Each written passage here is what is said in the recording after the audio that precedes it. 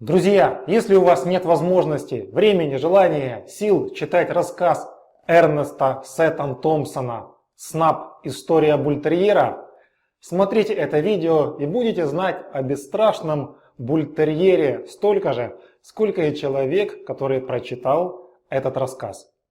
События происходят в США. Рассказ ведется от первого лица, потому и я буду рассказывать от первого лица. Итак, рано утром я получил телеграмму от одноклассника Джека. Посылаю тебе замечательного щенка, будь с ним вежлив, так оно безопаснее. Вечером я получил посылку с маленьким белым бультерьером. Он все время хотел меня укусить и рычал. Я залез на стол, достал сигару и закурил. Через полчаса рычание затихло. Пес отошел к камину и продолжал смотреть на меня. Я стал читать книжку. В 10:30 щенок ушел в спальню и лег под кроватью. Я тоже пробрался к кровати, не вставая на пол, и лег спать. Почувствовал, что и щенок залез на кровать и лег в ногах. Если бы не толстое одеяло, моя нога пострадала бы. Кое-как я уснул. Я назвал его Снапом. Его полное имя Джинджер Снап. Утром я планировал встать в 7 часов. Снап хотел валяться до 8. Потому мы встали в 8. Я ему сказал: «Снап, друг мой, некоторые люди стали бы воспитывать тебя с помощью хлыста, но я использую другую методику. Называется «оставить без завтрака». Только к вечеру он охотно согласился взять из моих рук немного пищи. Не прошло и недели, как мы были уже друзьями. Теперь Снап спал у меня на кровати, уже не пытаясь кусать меня. К середине лета я бы не продал его ни за какие деньги. Чувство страха Снапу было незнакомо. Он был готов драться с псами любых размеров. Иногда побеждал, иногда проигрывал. Осенью меня отправили в командировку. Снап остался с квартирной хозяйкой. Они не сошлись характерами. Он ее презирал, она его боялась, и оба ненавидели друг друга.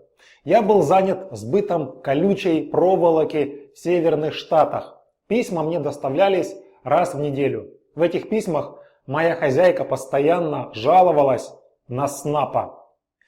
В Северной Дакоте я познакомился с братьями Пенруф, у которых была скотоводческая ферма.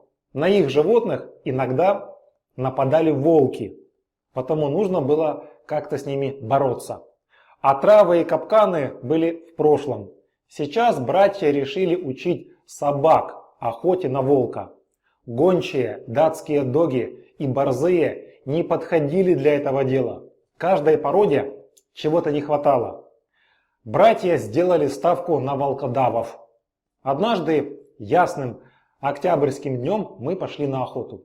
Хоть собаки были и сильными, и быстрыми, но, похоже, вид волка наводил на них ужас. В это время я вспомнил своего бесстрашного Снапа.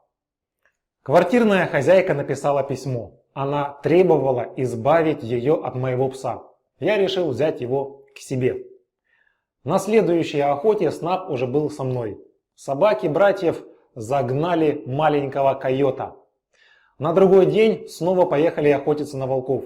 Одного мы увидели вдали. За ним побежали собаки, но вскоре вернулись ни с чем. Братья и их отец снова упрекнули собак в трусости. Этой ночью волки зарезали несколько коров, потому мы снова поехали на охоту. Вдали мы увидели серую точку, это был волк. Я помог Снапу вскарабкаться ко мне на седло, чтобы он смог увидеть его. Снап понял, что нужно делать. Мы видели, как собаки догнали волка, окружили его и начали лаять. Все боялись атаковать волка, кроме моего Снапа. Он прыгнул на волка и вцепился ему в нос. После этого другие собаки тоже кинулись на волка. Они убили его. Это был молодой неопытный волк. А Снап был ранен. Волк задел его плечо. Но главное, братья поняли, кого им не хватало. У гончих прекрасные носы, у борзых быстрые ноги, волкодавы и доги-силачи. Но все они ничего не стоят, потому что беззаветное мужество есть только у бультерьера. Теперь в каждой из местных свор скотоводов имеется свой бультерьер.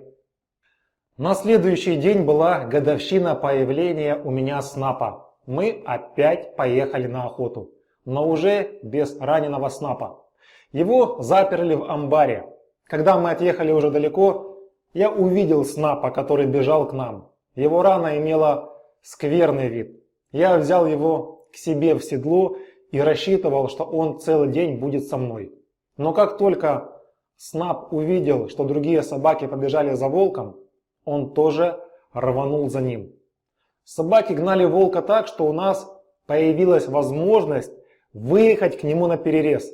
Один из братьев уже достал револьвер, чтобы подстрелить волка, но другой брат его остановил. Он хотел посмотреть, как собаки сами справятся. Они окружили волка, но никто не осмеливался первым напасть на него.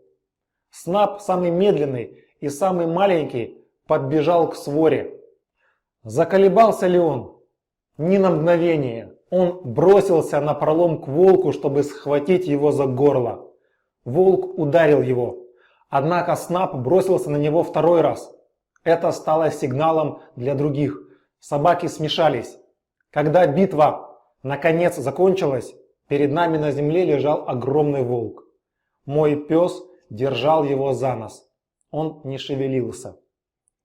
Я взял Снапа на руки, назвал его по имени и погладил по голове. Он слегка заворчал, видимо, на прощание, лизнул мне руку и умолк навсегда. Мы похоронили его на холме за фермой. На этом все.